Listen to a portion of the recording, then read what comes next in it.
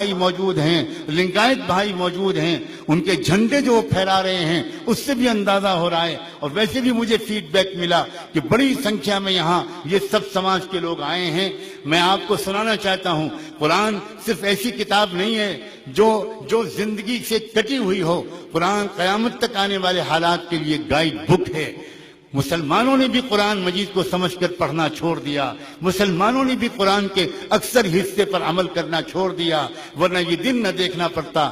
قرآن مجید کی سورہ ابراہیم کی ایک آیت میں نے پڑھی تھی، اس میں قرآن نے کوٹ کیا ہے کہ ایک وقت آتا تھا کہ پیغمبروں سے ان کے زمانے کے وہ لوگ جو ان کو نہیں پہچانتے تھے اور ان کی محبت بھری دعوت کو نکارتے تھے، ان سے انہوں نے چیلنج کرنا شروع کر دیا، دھمکی دینی شروع کر دی. لَنُخْرِجَنَّكُم مِّنْ أَرْضِنَا أَوْ لَتَعُودُنَّ فِي مِلَّتِنَا، تم کو ہمارا دیش چھوڑنا پڑے گا ورنہ تم کو ہماری سنسکرتی اور ہمارا دھرم سویکار کرنا پڑے گا. مسلمانوں سوچو، الفاظ تک بھی ایسے وہ استعمال کیے ہیں قرآن نے کہ جیسے لگتا ہے کہ وہ آج کی پریستھتیوں کے بارے میں قرآن مجید کہہ رہا ہے. لَتَعُودُنَّ فِي مِلَّتِنَا، وہی بات، گھر واپسی کا جو شبد آج بولا گیا وہی قرآن نے 1500 سال بولا تھا. پہلے کہا تھا، اس لیے یہ کوئی نئی بات نہیں ہے جو آج کچھ ظالموں نے مسلمانوں سے، کرسچنوں سے کہنا شروع کی ہو کہ تم کو اپنا دھرم بدلنا پڑے گا ورنہ تم کو یہ دیش چھوڑنا پڑے گا. کوئی کہہ رہا ہے پاکستان چلے جاؤ، کوئی کہہ رہا ہے سعودیہ چلے جاؤ، کوئی پتہ نہیں کہاں کہاں کا ویزا ایشو کر رہا ہے. ان کو کتنی بڑی شکتی پوری دنیا کی حکومت جیسے ان کے ہاتھ میں آ گئی ہے. پھر کیا ہوا؟ قرآن نے کیا کہا؟ فَأَوْحَىٰ إِلَيْهِمْ رَبُّهُمْ لَنُهْلِكَنَّ الظَّالِمِينَ. قرآن مجید بیان کرتا ہے کہ اس پرمیشور نے، اس خدا نے اپنے ان نبیوں کو ایک پیغام بھیجا اور یہ کہا، اب جب کہ یہ وقت آ گیا کہ یہ لوگ تم کو یہ دھمکیاں دے رہے ہیں تو اب سن لو آئندہ ہونے کیا والا ہے. تم کو دیش چھوڑنا نہیں ہوگا، ان کو ہی اس دنیا میں تباہ و برباد کر دیا جائے گا. لَنُهْلِكَنَّ الظَّالِمِينَ. اور دیکھو یہاں علماء بڑی تعداد میں موجود ہیں. قرآن مجید نے یہاں یہ نہیں کہا کہ لَنُهْلِكَنَّ الْكَافِرِينَ، جو لوگ نبیوں کی بات کو نہیں مانیں گے اور نبیوں کے لائے ہوئے دین کو نہیں قبول کریں گے ہم ان سب کو ہلاک کر دیں گے. نہیں، بالکل نہیں. دنیا میں ہر ایک کو دعوت کو دھرم کے بارے میں، آستھا کے بارے میں خدا نے آزادی دی ہے. نبیوں کا کام صرف اتنا ہے کہ وہ خدا کا پیغام پہنچا دیں. فَمَنْ شَاءَ فَلْيُؤْمِنْ وَمَنْ شَاءَ فَلْيَكْفُرْ، جو چاہے مانے، جو چاہے نہ مانے. تو نہ ماننے پر دنیا میں خدا کا عذاب نہیں آیا کرتا، اس لیے لفظ بدل دیا قرآن نے. فرمایا فَأَوْحَىٰ إِلَيْهِمْ رَبُّهُمْ لَنُهْلِكَنَّ الظَّالِمِينَ. قرآن نے یہ کہا کہ اب پروگرام ہمارا یہ ہے کہ اب ظالموں سے زمین کو پاک کر دینے کا وقت آ گیا ہے. یہی قرآن کی آیت ہے جس پر مسلم پرسنل بورڈ کے ویژنری لیڈرز نے اور عظیم اسکالرز نے غور کیا اور اس سے ان کو یہ اشارہ ملا کہ اب مظلوموں کو اکٹھا کرنے کا وقت آیا ہے. جب مظلوم اکٹھا ہو جائیں گے تو ظالموں کے لیے راستہ بند ہو جائے گا. یہ دین دستور بچاؤ تحریک مظلوموں کو اکٹھا کرنے کے لیے قرآن کے اشارے پر شروع کی گئی ہے اور مجھے پورا یقین ہے کہ اس کا انجام وہی ہوگا جو قرآن نے بیان کیا، اور وہ ہے لَنُهْلِكَنَّ الظَّالِمِينَ. ظالموں سے اور ان کے ظلم و ستم سے دیش کو اور زمین کو چھٹکارا ملے گا. بہت عظیم مقاصد کے لیے یہ تحریک چلائی گئی ہے. مسلمانوں، میں تم سے کہتا ہوں سچے مسلمان بنو. اس پیسے کو شادیوں میں برباد مت کرو. غریب گھروں کی بیٹیوں کو اس پر مجبور نہ کرو کہ وہ خودکشی کر لیں یا بھاگ جائیں. غریب بیٹی کے ماں باپ کو سے جہیز کا مطالبہ مت کرو.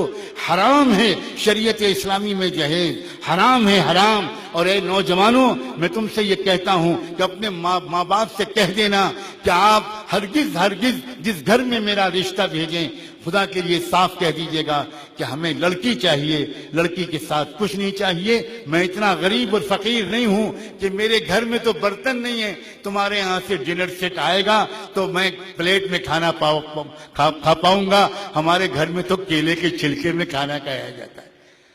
اور میں اتنا غریب اور یتیم ہوں اور خاندانی غریب ہوں کہ اگر تمہارے یہاں سے پنکھا نہ آیا اور اے سی اور کولر نہ آیا تو بھئی ہمارے گھر میں تو پرانا ہاتھ والا پنکھا ہے، ہم تو بھکاری ہیں. نوجوانوں، تم نے اپنے آپ کو کتنا ذلیل کیا ہے.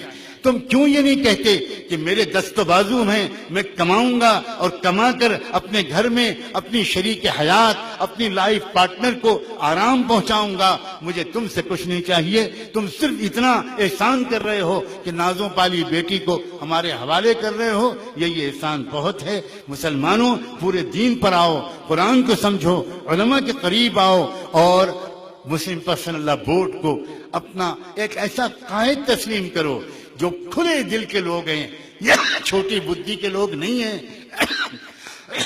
یہ آپس میں لڑانے والے لوگ نہیں ہیں۔ اگر مسلم پرسنل لا بورڈ کا دل بڑا نہ ہوتا، مسلم پرسنل لا بورڈ کی وچار بہت کھلی نہ ہوتی، تو یہ سارے لوگ اس منچ پر نہ بیٹھے ہوتے اور اس طرح یہ نہ کہہ رہے ہوتے کہ 100 جلسے ہم کہیں۔ آپ نے سنا بامن میشرام نے صاف صاف آپ کے سامنے اعلان کیا، اور یہ بات آپ کے سامنے انہوں نے نہیں کہی، یہ لکھت روپ میں آفیشلی وہ دے چکے ہیں بورڈ کے جنرل سیکریٹری کو یہ آفر کہ پورے دیش میں ہم مسلم پرسنل لا بورڈ کے جلسے کرنا چاہتے ہیں اس تحریک کے۔ یہ بہت بڑی بات ہے، یہ بہت بڑی بات ہے، اور مجھے لگتا ہے کہ وہ دن دور نہیں جبکہ بھارت کے اندر یہ جو بکھرے ہوئے لوگ تھے یہ اکٹھا ہوں گے اور یہ پوری مالا سجے گی، اور جب یہ پوری مالا سجے گی تو وہ جو مالا ہوتی ہے جب وہ بکھر جاتی ہے تو اس کے موتی گر جاتے ہیں، جب مالا کے دونوں سرے ملا دیے جاتے ہیں تو وہ مالا سج جاتی ہے۔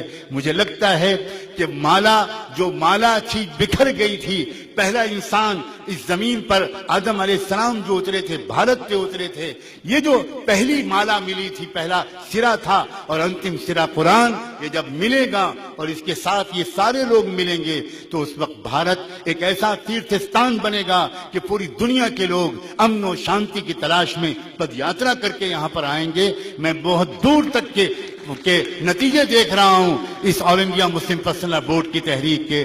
میں اس سے زیادہ وقت نہیں لینا چاہتا، میں بہت شکر گزار ہوں کولہاپور کے میرے بہادر ساتھیوں۔ میں 2 جملے تم سے کہنا چاہتا ہوں۔ میں جانتا ہوں کہ جن لوگوں نے اس جلسے کا بوجھ اپنے اوپر لیا تھا، مجھ سے لوگ کہتے تھے یہ غریب لوگ ہیں، یہ مولوی لوگ ہیں، یہ مولوی علماء لوگ ہیں، ان کو آپ نے کہاں پروگرام دے دیا، کہاں آپ نے ان سے کہہ دیا۔ لیکن میں ان کے اندر کے جذبات، ان کی نیک نیتی، ان کی پاک آمدنی، ان کے عزائم میں جانتا تھا، اور میں یہ بھی جانتا ہوں ان میں سے کچھ لوگوں نے اپنے گھروں کی بیویوں کے زیور اس جلسے کے اخراجات میں لگا دیے ہیں۔ میں مبارکباد دیتا ہوں تمہاری قربانیوں کو اور تمہارے جذبات کو۔ میں یہ بھی جانتا ہوں کہ تم لوگوں نے دن میں اس جلسے کے سجانے کی محنت کی ہے اور رات میں 2 گھنٹے سجدے میں رکھ کر درود پڑھ کے تم نے اس جلسے کی کامیابی کی دعائیں کی ہیں۔ یہ جو کچھ ہوا ہے یہ تمہاری محنتوں سے ہوا ہے۔ اللہ نظر بد سے بچائے اور ہم سب کو مرتے دم تک اس سماج میں، اپنے اس پیارے دیش میں انصاف کے قائم کرنے کی پرامن جد و جہد میں لگائے رکھے۔ والسلام علیکم ورحمۃ اللہ وبرکاتہ۔